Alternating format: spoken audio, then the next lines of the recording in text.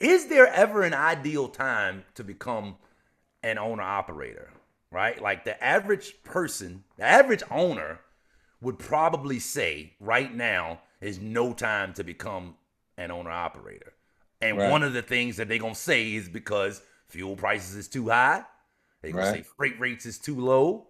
Some of them Mm-hmm. are still saying that truck parts are difficult to get. Some truck Yeah. parts are difficult to get. I'm still hearing that one as well. Right. Um, so and I'm still hearing people say truck prices are too high. I've heard in the last few weeks, so I've seen that truck Yeah. prices are coming down as well over the last few months. But again, there's Mm. some people are saying, truck prices are still too high. Again, to me, it's some of this stuff. There's logic behind saying it, and it's just maybe it's just me. I just believe that some people are saying these things because they heard somebody say them, but they don't really Mm-hmm. have no logic behind saying it. They just saying it because they heard somebody else saying it. Here's Right. the issue that I have. I Mm-hmm. understand that right now is, probably not the most ideal time to get started as an owner operator for all of the things that I just now laid out: volatility in the market, fuel prices, freight rates, freight availability, truck Yeah. prices, all of that good stuff, right? But Right. I guess my question is there ever when is there ever a good time? And the reason I'm asking that is because of one of the things you just spoke about, supply and demand. So Right. when a person says you should wait for the market to get better before you come into trucking, Mm-hmm. on the surface that makes sense. But to me, if you understand that trucking is supply and demand, Mm-hmm. all aspects of trucking is supply and demand. So if you Right. wait until the market gets better, then you're waiting until more truckers are going to be like any market, any industry. When the Yeah. money is, when profitability is down, Mm-hmm. people are going to leave. If you're talking about buying rental real estate, if you're talking about investing in real estate, when there's certain times when investors want to get out. The Mm-hmm. less seasoned investors want to get out. And then there's times when the less seasoned investors want to come in. And whenever Right. a bunch of lesser seasoned people come in, that affects profitability. Yeah, I Right. think about the California gold rush. When people Right. found out that there was gold in them thar hills, they Mm-hmm. started rushing out to the west. Economics says that reduced profitability. So that's just a natural ebb and flow of economies, of Yeah. economics. So it's like, okay, wait till the market gets better. But the downside of waiting till the market gets better is when the market gets better, more people are going to be coming in Everybody trucking, coming. and that's Right. going to produce its own set of issues. Hence the Mm. question: is there ever an ideal time to become an owner operator based on some of those things? Well, I would say that the best time for anybody to get into trucking per se is if you have steady work where somebody gonna turn you on to something. If you can, I don't know if leasing on to somebody will do it. If you're just getting into the business, they may require you to have some sort of experience or whatever. But uh, like I said, if you have experience and you're trying to like maybe say get back into it, if you got a niche that you can just jump right into, you got a good mechanic or know what some good mechanics are. And you got a good lane, you can kind of keep your truck loaded, then I would say, at any point you can kind of get into it. But if you don't know much about trucking and you don't have good mechanics, now might not be the time. I heard a young lady said the other day she was a mechanic and she was like, I don't know how owner operators gonna make it just based on the fact that the cost of these DEF systems on the truck. So that right there will probably be enough to deter me from getting in the truck. And if I didn't have a good mechanic that could say, hey man, you don't have to handle it this way, we know of a better way and they ain't trying to knock you in the head every time you come through the door or whatever. So, Mm-hmm. Mm-hmm. if you gotta go to the dealership for everything, I don't know. I don't know. I So think we are definitely on the same page with this one right here. I actually want to do. I got a plan to do a mhm, standalone video on this subject. The essence of it seems to me that the essence of what you're talking about, what an individual is talking about when they saying mhm, you should wait, is essentially principle wise. You're talking about you're suggesting that a person should try to time the market. Right. And I've never heard, well, I ain't gonna say I've never heard, but in most industries, people will say, don't try to time the market. You know what I Yeah. mean? Like if you're gonna get in, get in, you know? Mhm. And if you're not gonna get in, don't get in. Like trying to time the market can cause you to lose money, it can cause you to miss opportunity. Right. So that's one reason why I wanted to talk about that in a standalone video. But the Right. other reason why I want to talk about that is because it's exactly what you said just now. To me, it would seem that right now you need to be smart if you're going to become an owner operator right now. It Yeah. seems to me that getting in the business, the industry, this profession, or any profession, investing in real estate or whatever, the Hmm. benefit in starting something new when times are difficult is you're going to learn how to do it the right way. Like that's to me, that's the benefit in getting started in trucking right now. Right. If you're gonna survive, you're gonna learn how to make good decisions.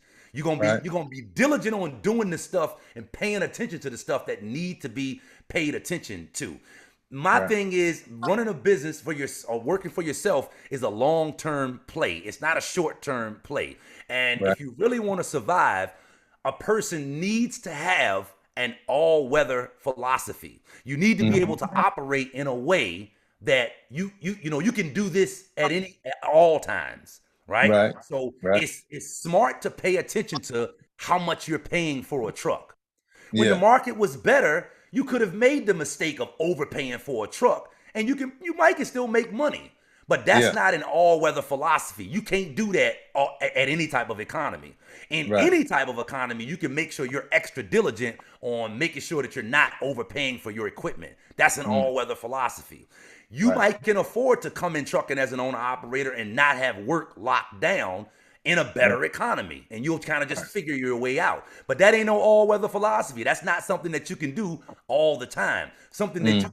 A philosophy that you can bank on is trying to make sure you lock down some good, secure, high-paying loads Yeah. before you ever come this way. That to me is an all-weather philosophy. Yeah. The idea of making sure that you got access to a mechanic that ain't gonna gouge you, that can get you Mhm. in, that's gonna give you the attention that you might need, especially as a Right. newbie that don't have much mechanical knowledge. Like that's an all-weather philosophy. You can Right. afford to. In other words, when a person says you should wait till the market is better, you can make a lot more mistakes when the market is better and maybe still find a way to make it.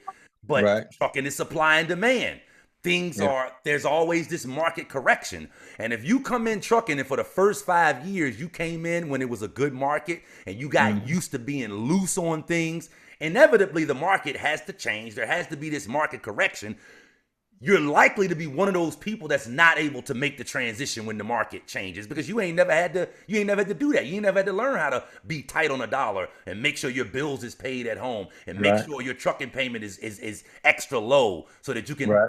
you ain't never had to do that stuff. You always been able to be loose on a dollar. You ain't never Mhm. had to pay close attention to your fuel costs because Right. you can get away with that stuff in a better market. So it's like, there's pros and cons to starting right now in a rough economy. But for the Yeah. individual that's considering waiting ain't necessarily easier. Coming in a better market ain't necessarily easier. That has pros and cons to it as well. And it Yeah. seems to me that the cons and coming in a better market, they may not hit you when you first start off, but they're Yeah. inevitably gonna hit you when the market shifts, and the market is always gonna shift. That's how trucking works. Right. Well, I mean, the first thing that comes to my mind is if you just getting into it in a tight economy and you don't know what you're doing, that regular pressure now becomes extraordinary pressure Mm-hmm. because now you got, like I say, you might have you might have a house payment, you might have family to take care of, so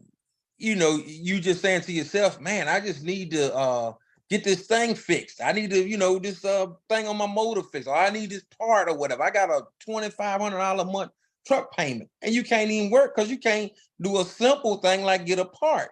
So now you knew that before you got into the business, into trucking, that parts were hard to come by, freight is hard to come by. So do you jump into it and say, well, I'm just gonna really tighten up on things? Because some things ain't no tightening up on. If you can't get the part, you can't get the part. I've heard of Mm-hmm. parts normally costing $1,000 might cost you $6,000 or $7,000 now, just because one person might have this part that you need. So yeah, you can jump into it with that good mindset. Oh, I'm gonna watch everything. I'm gonna make sure I do this right, cross all my T's and dot all my I's. But in a bad economy, sometimes that just might not be enough. So if you get into it, it's best to have, maybe something on the side. Maybe if it's you get a buy older truck that's paid for, you pay $20,000-$25,000 for it. That way, if the truck work, it work. If it don't, you park it and go do whatever you were doing or whatever, or maybe put a drive on and let him dibble and dabble and see, lease on to somebody where at least you don't have to worry about insurance and freight, and see if the truck can make money. Then you might say, okay, well, I'm gonna get rid of the drive. I'm gonna go ahead and get into it myself because I see the money that he's generating, and I can do that for myself or whatever. But to put all of that weight on that one truck, and you don't know what you're doing, that pressure, that's not a regular pressure. That's some pressure there, So it sounds because like like you're I say, saying something very similar to what I'm saying. You got to be smart. yeah, I mean, sometimes being smart ain't got nothing to do with it though. Like I say, because if you can't get a part, you can't get the part. I do feel like a part of trucking has to be in your DNA, Mm-hmm. some of it. If you just getting in the trucking, like I say, just to kind of make money and kind of feel it out or whatever, it might not be the thing to do, because sometimes money just it ain't gonna be there. Like, say you have a $3,000 or $4,000, $5,000 breakdown, you got to put a transmission or reel something in the truck, and you mentally got to be able to handle that. All of the examples that you're giving to me are Hmm. things that you need to be considering when you're getting Yeah. in a tough market. You just need to make sure you're considering those things. And that don't mean Yeah. that you're going to survive. That don't mean that you're going to be successful, but you need Right. to be considering those things more so in a tough Hmm. economy than you need than in a good economy. Right. Well, yeah, I agree. Like I said, I just be cautious. I would rather take a chance in a better economy rather than taking a chance in a tight economy. Mm-hmm. Or like I say, if I was going to take a chance in this economy, I would try to make sure that like I said, I had some freight lined up, and I mean some, good solid freight, where I knew somebody that maybe inside, I got some relative or something that worked in the office that's gonna put it on me, I jump on something like that. But as far as just getting out here trying to wing it, and then, especially off of them load boards, That is you might not a find good yourself, philosophy.